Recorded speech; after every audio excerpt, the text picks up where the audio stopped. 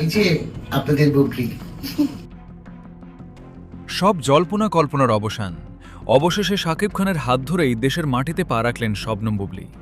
এতদিন ধরে চলা লুকোচুরির দিন শেষ। এবার খোদ বুবলি নিজেই ধরা দিলেন ক্যামেরার সামনে।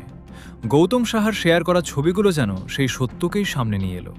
বুবলি কেবল ফিরেছেনই না, বরং দেশে ফিরেই তিনি দেখা করেছেন ঘনিষ্ঠ মহলের সাথে। বিগত দুদিন ধরে শাকিব বুবলিকে নিয়ে যে সংশয় তৈরি হয়েছিল তার মূল কারণ ছিল এসকে ফিল্মসের একটি পুরনো ভিডিও। সেখানে মাহিকে নিয়ে শাকিবের যুক্তরাষ্ট্র থেকে ফেরার পুরনো ফুটেজ ব্যবহার করায় অনেকে দ্বিধায় পড়েছিলেন। অনেকে ভেবেছিলেন সেই ভিডিওটিই কি তাদের ফিরে আসার মূল ভিডিও কিনা।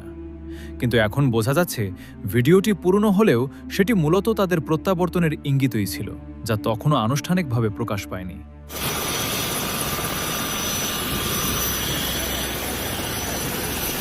গৌতম সাহার শেয়ার করা নতুন ছবিগুলো সব বিভ্রান্তি দূর করে দিয়েছে।